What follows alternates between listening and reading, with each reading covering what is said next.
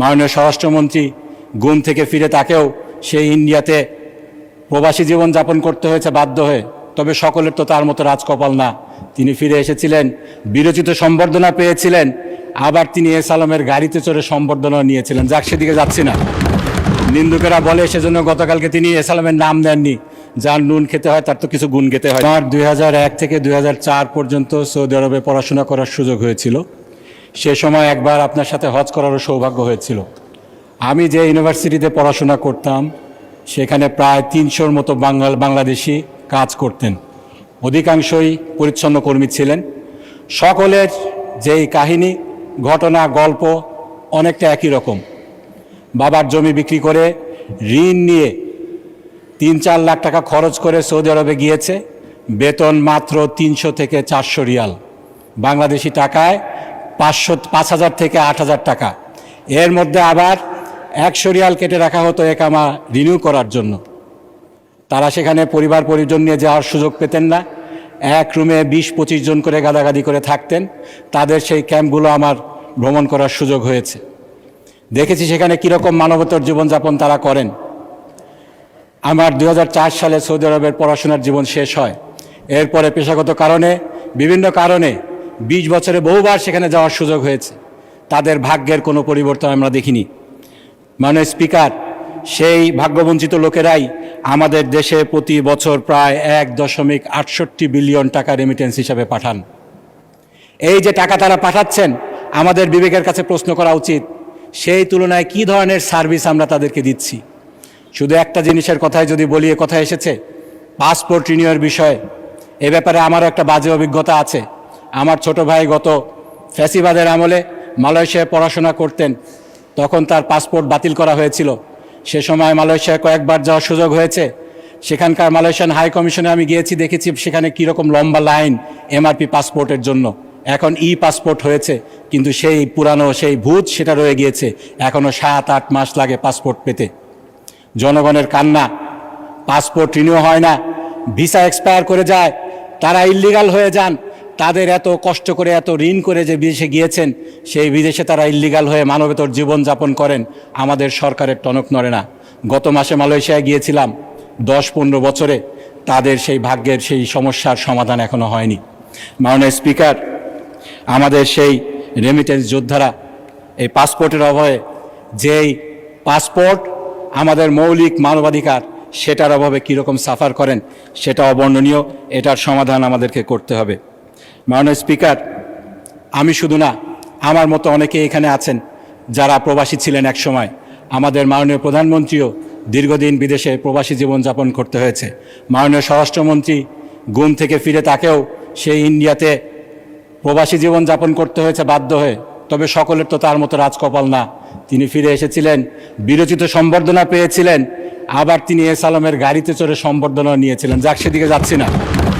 নিন্দুকেরা বলে সেজন্য গতকালকে তিনি এস আলমের নাম দেননি।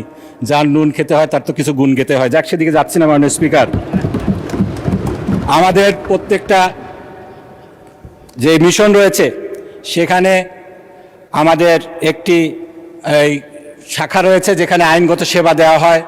বিভিন্ন সমস্যা যেগুলো রয়েছে, যারা শ্রমিক রয়েছেন তাদের সমস্যা সমাধান করার জন্য একটি শাখা রয়েছে, কিন্তু সেটা শুধু নাম সর্বস্ব শাখা।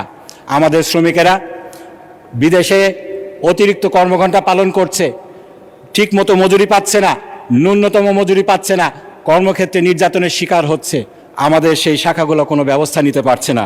আমার যেটা প্রস্তাব হবে, প্রত্যেকটি বৈদেশিক শাখায় একজন করে আইনজীবী নিযুক্ত করা হোক। যদি বাংলাদেশের আইনজীবীদের সমস্যা সমাধান করা সম্ভব না হয়, স্থানীয় আইনজীবীদের প্যানেল করা হোক। তারা এই সমস্যাগুলোর সমাধান করবেন, এই সমস্যাগুলো দেখবেন।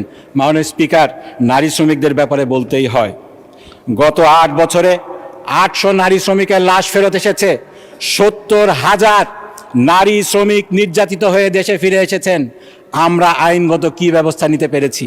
মাননীয় স্পিকার, গত কয়েকদিন আগে আমেরিকাতে এক পড়তে যাওয়া দম্পতি, তাদেরকে নৃশংসভাবে খুন করা হয়েছে। তাদের লাশ দেশে ফেরত এসেছে, এজন্য সরকার উদ্যোগ নিয়েছে, এজন্য ধন্যবাদ জানাতে চাই। কিন্তু সেই পরিবারটিকে সেই সিভিল এবং ক্রিমিনাল রেমিডির জন্য কি ব্যবস্থা নেওয়া হয়েছে, এই বিষয়টি আমি প্রবাস কল্যাণ মন্ত্রণালয়ের যিনি দায়িত্বপ্রাপ্ত আছেন তাদের কাছ থেকে জানতে চাই। মাননীয় স্পিকার, গত কয়েক বছরে 2012 থেকে 2025 সাল পর্যন্ত প্রায় 6,000 রিপোর্টেড পাচার হয়েছে বাংলাদেশ থেকে, নারী পাচার হয়েছে। এটা আনরিপোর্টেড আরও বেশি থাকার কথা।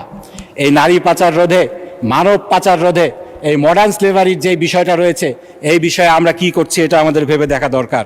মাননীয় স্পিকার, আমি এরপরে দীর্ঘদিন যুক্তরাজ্যে ছিলাম, যে যুক্তরাজ্যে আমাদের দেশের প্রায় 5 থেকে 7 লক্ষ লোক বাস করে। আমার এক মুরব্বী ঠাট্টা করে বলতেন, তোমরা যারা ইউরোপের উন্নতর দেশে থাকো, আমেরিকাতে থাকো, তোমরা প্রবাসী না, তোমরা নিবাসী। কারণ তোমরা তো দেশে ফিরে আসবে না, সেটাকেই তোমরা তোমাদের দেশ মনে করো। মাননীয় স্পিকার, আমি ফিরে এসেছি। আমার মতো অনেকেই ফিরে আসতে চায়, কিন্তু তারা ফিরে আসতে ভয় পায়। আমাদেরকে চিহ্নিত করতে হবে, এই ভয় শুধু জানের ভয় না, এই ভয় সম্মানের ভয়, এই ভয় ভালোভাবে বেঁচে থাকতে পারবে কিনা সেই ভয়। আমাদের যে দেশ থেকে যে ব্রেন ড্রেন হয়ে যাচ্ছে পাশ্চাত্য বিশ্বে, এটার কারণ কি? প্রথম জেনারেশন তাদের দেশে ফেরার একটা স্বপ্ন থাকে, দ্বিতীয় জেনারেশন কেন বাংলাদেশকে নিজেদের দেশ বলতে লজ্জা পায়? আমরা দেখেছি, আমি নাম নিতে চাই না, আমাদের একজন দ্বিতীয় জেনারেশনের প্রবাসী কিংবা নিবাসী পার্শ্ববর্তী একটি দেশে বিলিয়ন বিলিয়ন ডলার তিনি ইনভেস্ট করছেন, আমাদের দেশকে কেন বেছে নিচ্ছেন না? সেটা আমাদেরকে ভেবে দেখতে হবে। মাননীয় স্পিকার, সেজন্য আমি যেটা প্রস্তাব করতে চাই, এই বিষয়টাকে টপ প্রায়োরিটি ধরে একটি সংসদীয় টাস্কফোর্স গঠন করা হোক।